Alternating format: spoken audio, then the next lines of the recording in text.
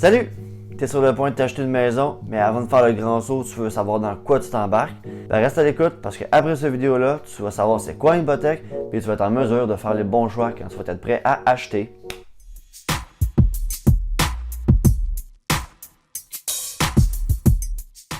Donc, c'est quoi une hypothèque? C'est assez simple, c'est une banque qui prête à un emprunteur une somme d'argent pour pouvoir s'acheter une maison. Exemple, notre ami Joe Blow. Notre ami Joe Blow veut s'acheter une maison, mais il n'a pas les moyens de se la payer. Il n'y a pas, mettons que la maison coûte 250 000, il n'y a pas 250 000, puis c'est normal. Il veut s'acheter une maison, mais il n'y a pas les moyens. Donc à ce moment-là, il va à une banque. La banque, oui, ça ressemble à une banque.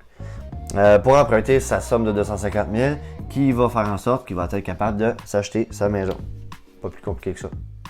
Puis là, souvent, étant donné que les sommes d'argent qui sont prêtées par la banque à Joe Blow sont grandes, genre 250 000, genre 300 000, Joe Blow ne peut pas rembourser cette banque-là en l'espace d'un an. Fait qu'il va prendre une entente avec la banque, ce qu'on appelle un amortissement de 25 où on va de plus en plus du 30 ans sortir. Donc pendant 30 ans ou pendant 25 ans, à tous les mois, il va donner une somme à la banque pour rembourser. Donc on prend encore un exemple, Joe Blow. Joe Blow qui veut s'acheter une maison parce que récemment, il s'est fait une blonde. Puis sa blonde est tombée enceinte. Pourtant, il avait dit de mettre un condom. Et lui, il dit, inquiète pas, je vais m'enlever juste avant. Mais ça, c'est une autre histoire. Fait que là, ils vont à la banque pour demander un prêt. Et là, le banquier va lui demander toutes sortes de papiers pour finalement lui dire « Ok bro, je vais te prêter 250 000 à un taux d'intérêt relativement réduit, genre 3,5-4 %. Pourquoi il est capable d'offrir un taux d'intérêt si bas pour une maison à 250 000?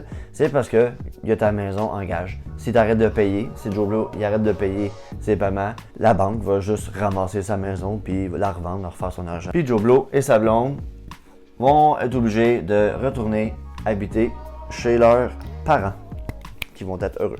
Okay. Dans une mensualité, il y a deux aspects. Il y a deux aspects. Donc, le premier aspect, c'est le capital.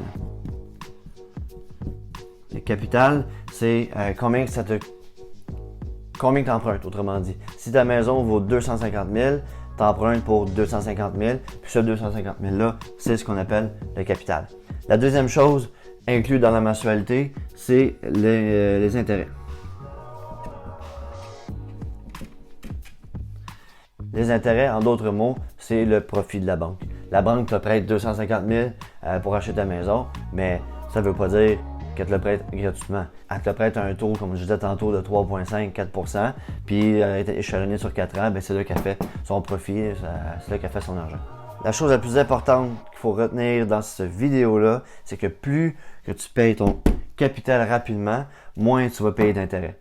C'est tout simple que ça. Donc, le but, quand tu as une hypothèque, c'est de payer le capital le plus rapidement possible.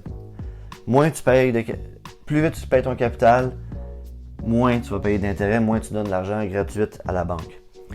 OK? Fait que voici comment fonctionnent les paiements, comment sont calculés les paiements, les intérêts, les capitaux d'une hypothèque. Fait que dans mon exemple d'une maison à 250 000, pendant 30 ans, à 3,5 % d'intérêt, ce qui est relativement commun. Là. C'est pas un taux d'intérêt complètement cinglé. Ça, on voit ça souvent.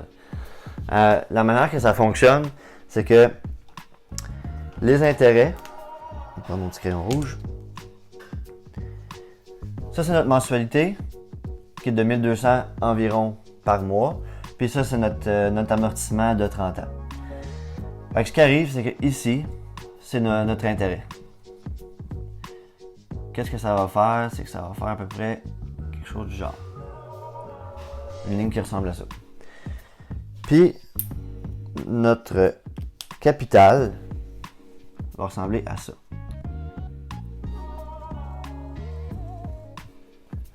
Qu'est-ce que ça veut dire, ce petit schéma-là? C'est que quand tu pars ton hypothèque l'année 0, le moment de l'achat, tes mensualités, dans ta mensualité qui est séparée en deux, le capital et l'intérêt, ce que tu payes en capital versus ce que tu payes en intérêt est minime.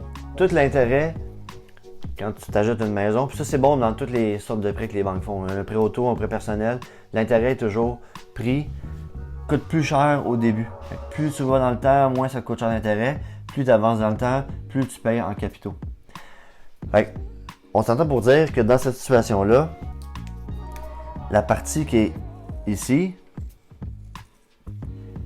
c'est la partie qui te coûte le plus cher parce que tu ne payes pas beaucoup de capital puis la banque ramasse son intérêt tout à cette période-là. Je te dirais que c'est une période là, de 10 ans, disons.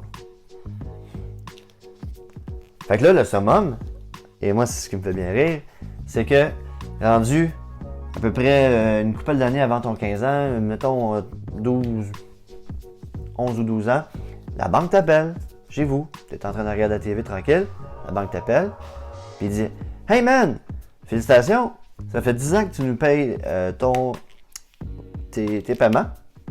Tu fais bien ça, on est super content. On aimerait ça te proposer quelque chose. Tu payes présentement 1200$ par mois pour rembourser ta maison. Fait que ce qu'on te propose, c'est qu'on va te repartir au départ, mais au lieu de te coûter 1200, ils vont te coûter 900 par mois. Fait que là, t'es content?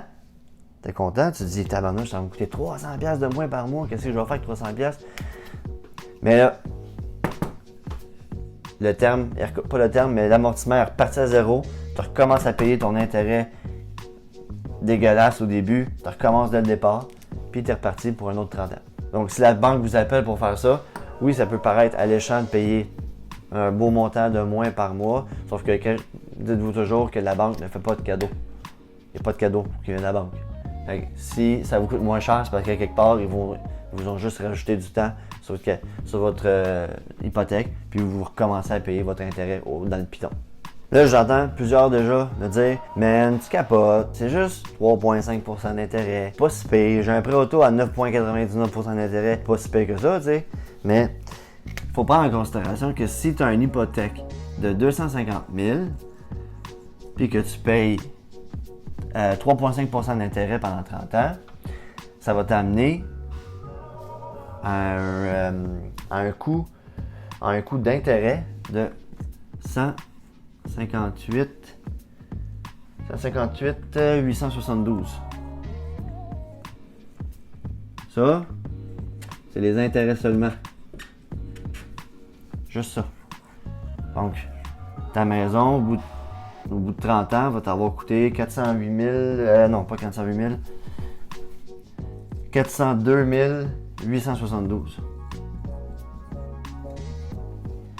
C'est comme t'acheter une maison, puis d'en payer une à la banque.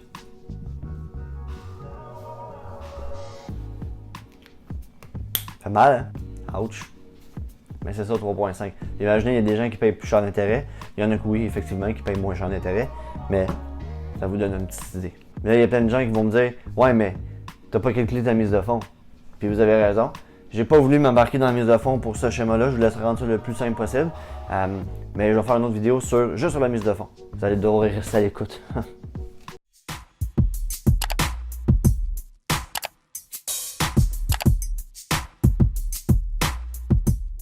Donc voilà, c'était tout pour aujourd'hui pour ce qui est de l'hypothèque. J'espère que j'ai pu aider quelques-uns d'entre vous. Si d'ailleurs ça a pu vous aider, n'hésite pas à partager à quelqu'un qui est sur le point de s'acheter une maison ou qui s'intéresse au domaine. Si tu veux me donner un coup de main, comme toujours, laisse-moi un like, abonne-toi et ouvre la petite notification. Oui, ça c'est une cloche. Ça n'a pas de l'air de ça, mais ça a de l'air d'une cloche. Donc c'est juste là ici dans le coin. Et je te dis à très bientôt.